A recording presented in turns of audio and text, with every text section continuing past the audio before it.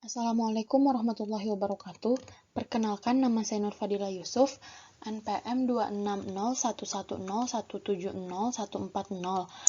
dari Universitas Pajajaran. Saya akan menjelaskan tentang metode perencanaan sediaan farmasi. Untuk metode yang pertama, ada metode ABC, yaitu Always, Better, dan Control.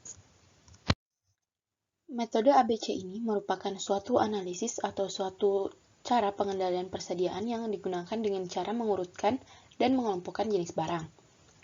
Nah, pengurutan dan pengelompokan ini bertujuan untuk memberikan prioritas perhatian dalam pengendalian persediaan, terutama pada pengendalian barang yang meliputi jenis yang mempunyai harga satuan dan pola kebutuhan yang tentunya berbeda-beda.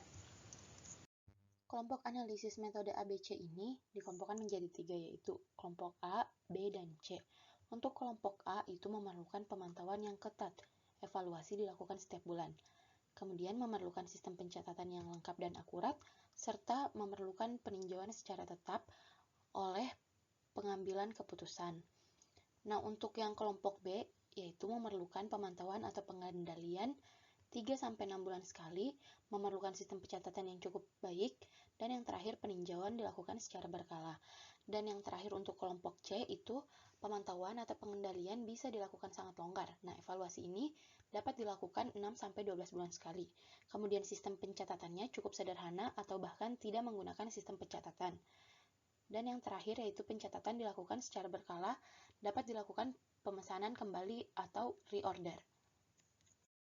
Kelebihan dari metode analisis ABC ini yang pertama, menyajikan informasi tentang biaya relevan dalam pengambilan keputusan manajemen. Yang kedua, mampu mengidentifikasi dan menghilangkan kegiatan yang tidak memberikan kontribusi pada nilai akhir dari suatu produk.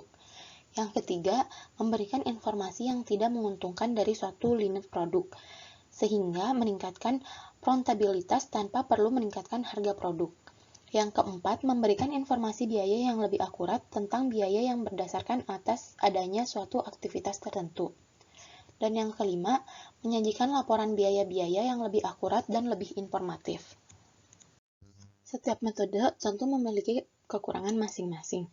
Untuk kekurangan dari metode analisis ABC ini, yang pertama, pengeluaran dana dan waktu yang dikonsumsi pada activity-based costing system sangatlah mahal untuk dikembangkan maupun diimplementasikan.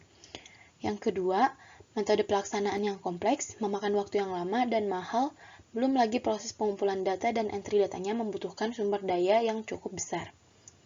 Dan yang terakhir, sistem ABC ini mengabaikan beberapa biaya dari analisisnya.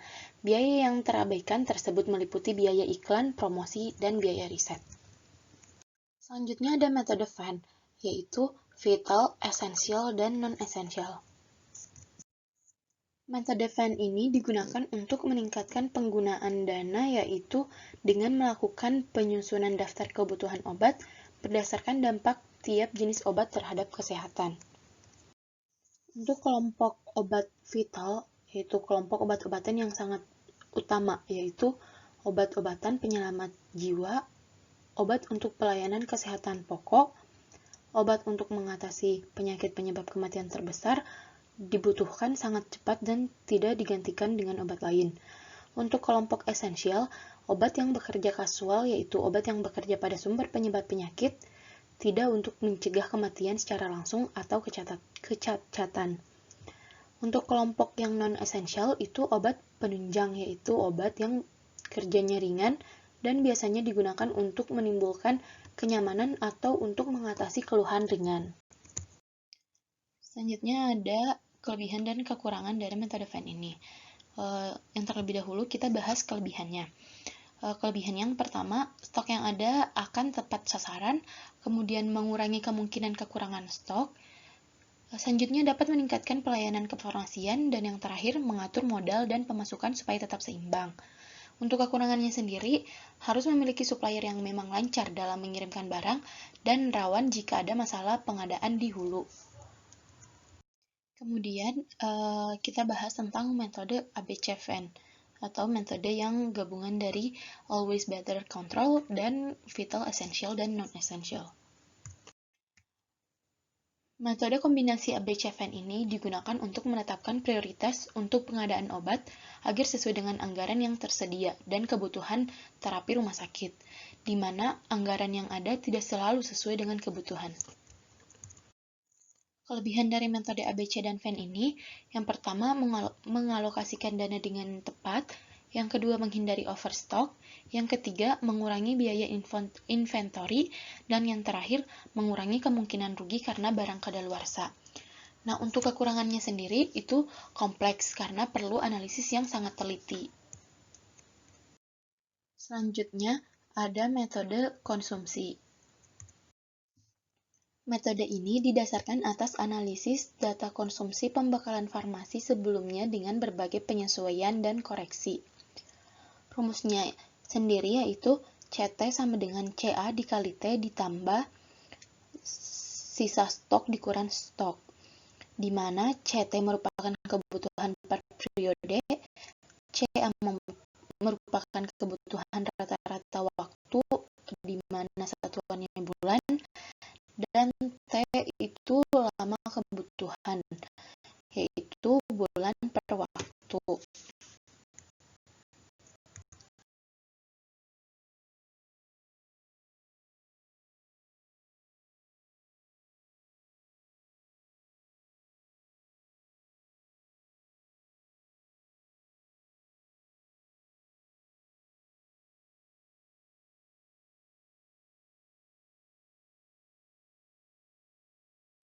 Kekurangan dari metode ini, yang pertama, data konsumsi. Data obat dan data jumlah kontak pasien kemungkinan sulit untuk didapatkan. Kemudian, tidak dapat dijadikan dasar dalam mengkaji penggunaan obat dan perbaikan pola preskripsi. Dan yang ketiga, tidak dapat diandalkan jika terjadi kekurangan stok obat lebih dari 3 bulan, obat yang berlebih atau adanya kehilangan. Dan yang terakhir, pencatatan dan morbiditas yang baik tidak diperlukan. Selain dari kekurangan, tentu metode ini juga memiliki kelebihan. Kelebihannya yang pertama, data konsumsi akurat, karena metode ini merupakan metode paling mudah. Yang kedua, tidak membutuhkan data epidemiologi maupun standar pengobatan. Dan yang ketiga, jika data konsumsi dicatat dengan baik, pola preskripsi tidak berubah dan kebutuhan relatif konstan. Kemudian selanjutnya ada metode epidemiologi. Metode epidemiologi ini didasarkan pada pola penyakit, data jumlah kunjungan, frekuensi penyakit, serta standar pengobatan yang ada. Untuk rumusnya, CT sama dengan CE dikali T ditambah safety stock dikurang stok, di mana CT merupakan kebutuhan per periode, CE merupakan perhitungan standar pengobatan, T merupakan lama kebutuhan dengan satuan bulan per bulan atau tahun.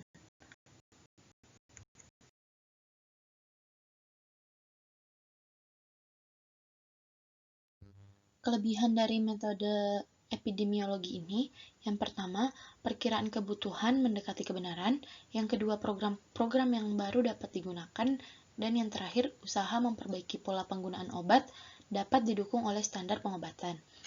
Untuk kekurangannya, yang pertama, memerlukan waktu yang banyak dan tenaga yang terampil. Kemudian data penyakit sulit diperoleh secara pasti, dan kemungkinan terdapat penyakit yang tidak termasuk dalam daftar atau tidak melapor. Yang ketiga, memerlukan sistem pencatatan dan pelaporan. Yang keempat, pola penyakit dan pola preskripsi tidak selalu sama. Dan yang kelima, dapat terjadi kekurangan obat karena ada wabah atau kebutuhan insidentil yang tidak terpenuhi. Dan yang terakhir, variasi obat terlalu luas. Kemudian yang terakhir ada metode kombinasi. Metode kombinasi ini merupakan perhitungan kebutuhan obat atau alat kesehatan yang mana telah mempunyai data konsumsi yang jelas, namun kasus yang cenderung berubah. Gabungan perhitungan metode konsumsi ini dengan koreksi epidemiologi yang sudah dihitung dengan suatu prediksi, boleh persentase, kenaikan kasus, atau analisa tren. Untuk rumus dari metode kombinasi ini, CA sama dengan C sama dengan CA ditambah CT dikali T ditambah safety stock dikurang stok, di mana CT merupakan kebutuhan per periode, CE merupakan perhitungan standar pengobatan, dan T merupakan lama kebutuhan. Sekian materi tentang perencanaan sediaan farmasi yang sempat saya sampaikan. Terima kasih. Wassalamualaikum